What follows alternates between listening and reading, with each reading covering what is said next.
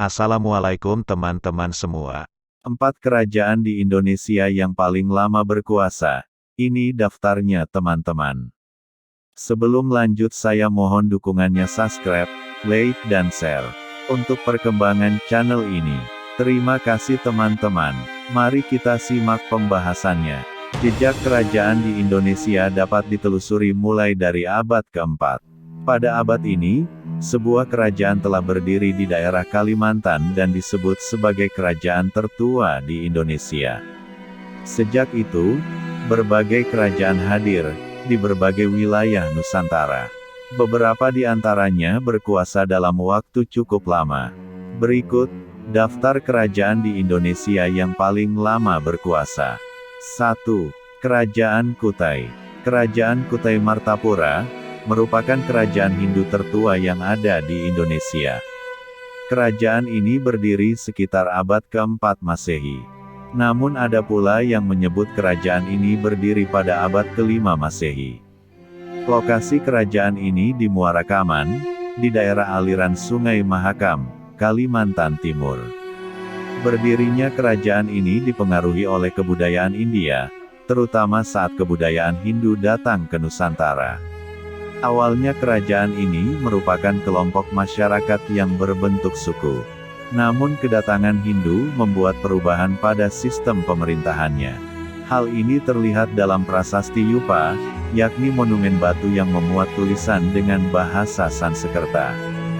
Dalam prasasti itu, disebutkan bahwa raja pertama Kutai yaitu Kudungga.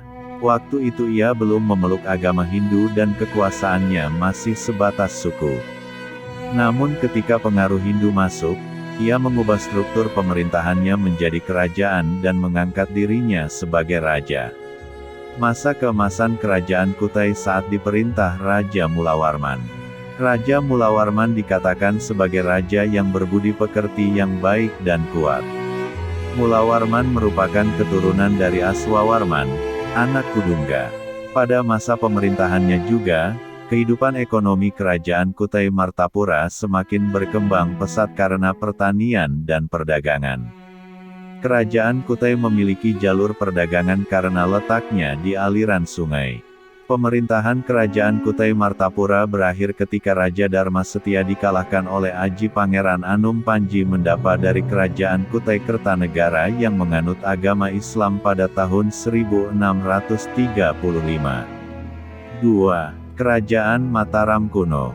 Kerajaan Mataram Kuno, didirikan oleh Rakai Mataram Sang Ratu Sanjaya yang berkuasa pada 732 sampai dengan 760 Masehi. Kerajaan ini diperintah oleh dinasti Sanjaya yang beragama Hindu dan dinasti Shailendra yang beragama Buddha. Kehidupan sosial di Mataram Kuno, tidak terlalu menerapkan sistem kasta. Dalam kehidupan ekonominya, Kerajaan Mataram Kuno mengandalkan pertanian karena pusat pemerintahan terletak di pedalaman. Kegiatan perdagangan dimulai pada masa pemerintahan Dyah Balitung dengan didirikannya pusat-pusat kegiatan ekonomi. Dalam kebudayaan, kerajaan ini juga menghasilkan karya berupa candi Hindu dan candi Buddha. Runtuhnya kerajaan ini, karena adanya persaingan Rakai Pikatan dari dinasti Sanjaya dan Balaputradewa dari dinasti Shailendra. Hal itu kemudian berkembang menjadi perseteruan turun-temurun antara Mataram Kuno dan Sriwijaya. Pada tahun 1016 Masehi, ibu kota Mataram diserbu oleh pasukan Aji Wurawari dari Elwaram atau sekutu Sriwijaya sehingga istana Mataram Kuno hancur dan Dharmawangsa tewas. Ini menandai berakhirnya kerajaan Mataram Kuno. Selain itu, faktor lain yang menyebabkan runtuhnya Mataram Kuno ialah karena letusan Gunung Merapi.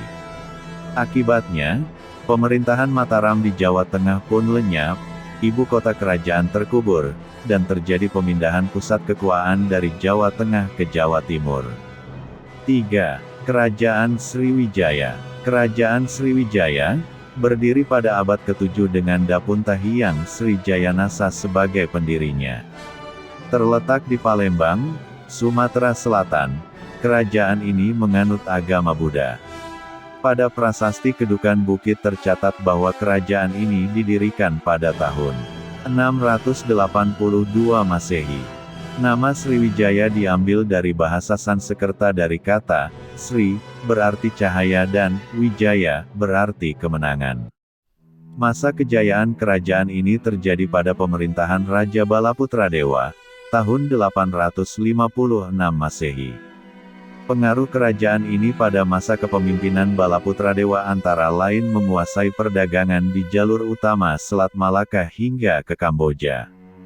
Juga ke Thailand Selatan, Semenanjung Malaya, Sumatera, dan sebagian Pulau Jawa. Kerajaan Sriwijaya pun mulai ekspansi ke utara untuk mengendalikan lalu lintas bahari yang keluar masuk selat, di samping juga menguasai penyeberangan darat melalui Tanah Gentingkra. Keruntuhan kerajaan Sriwijaya dimulai pada abad ke-11 karena ada kemunduran di berbagai bidang kehidupan, seperti ekonomi dan politik. Salah satu penyebabnya karena kerajaan Sriwijaya mendapat serangan dari dinasti Chola lantaran tingginya pajak yang dikenakan oleh kerajaan Sriwijaya pada kapal-kapal pedagang di Selat Malaka.